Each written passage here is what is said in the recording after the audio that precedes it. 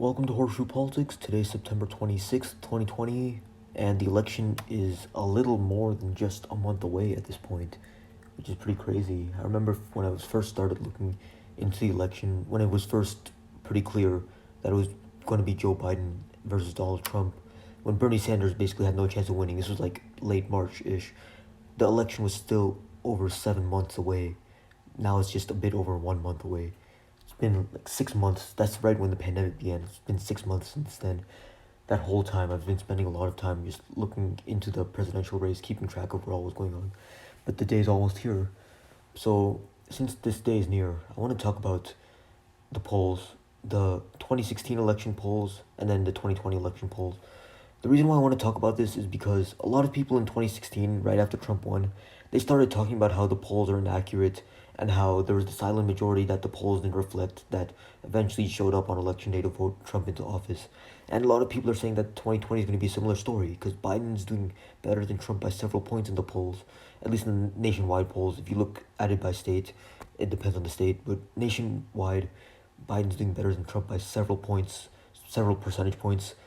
So it seems pretty likely that Biden's going to win, but a lot of people are saying that this is like 2016, where Trump does better on election day than in the polls, and they're saying that the polls don't accurately capture how much support Trump really has.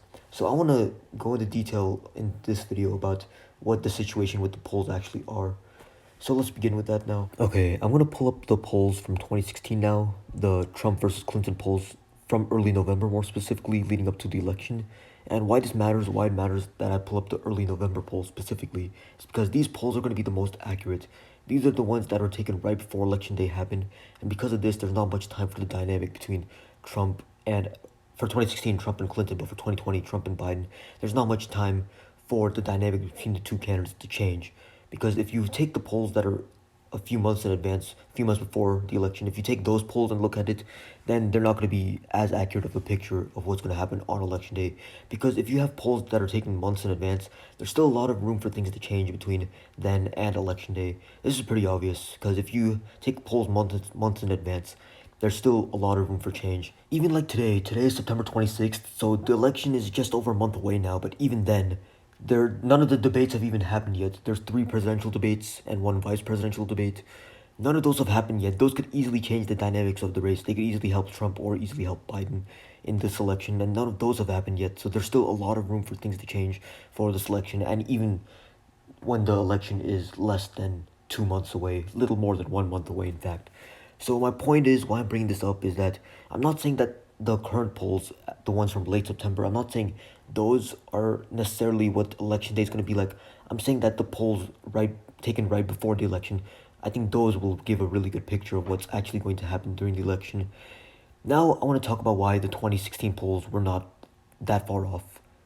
At least the nationwide ones. The state polls are a bit different of a story, but we're going to get into that later in this video.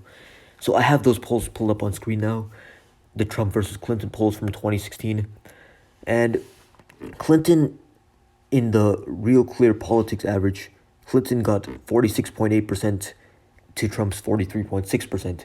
This was in the Real Clear Politics average. It's basically an average of all the polls that were taken just a few days before the election. And most of them had Clinton winning by 4 to 5 points, with one of them having Clinton winning by 3 points. It's Trump winning by 3 points, which was kind of an outlier, as you can see.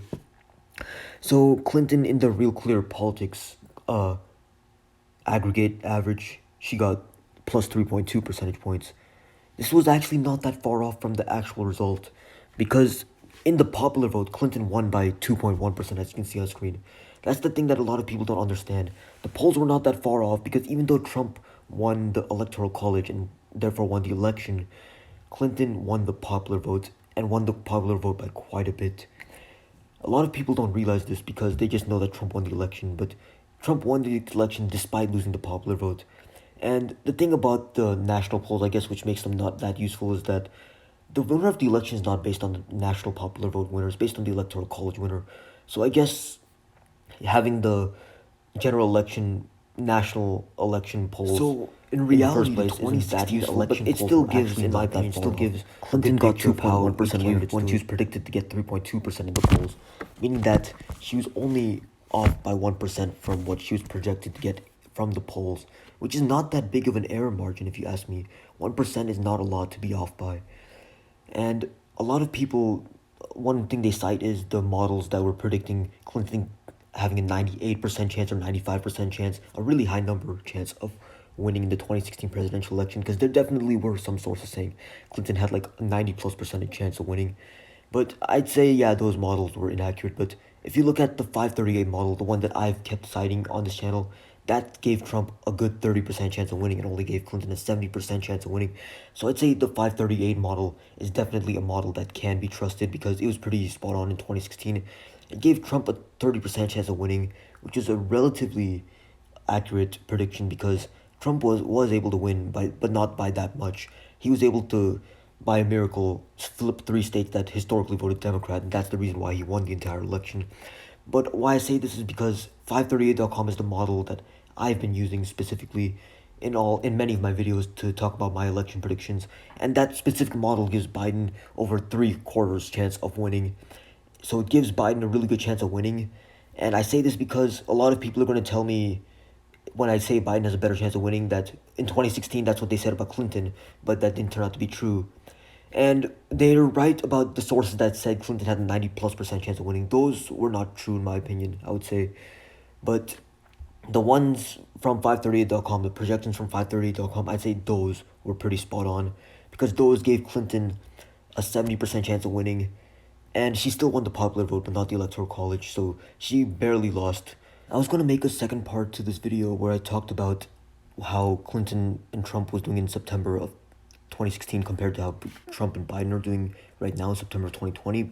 And then I was also going to talk about how accurate the 2020 presidential elections polls are at the state level. But both of those things I don't have enough time for in this video, so I'm just going to include that in tomorrow's video. So I hope you tune into that video tomorrow because I'm not done with this topic yet. I still have more to say about this topic. I just didn't have enough time for it in today's video. I hope you tune into tomorrow's video and I hope you enjoyed today's video. See you then.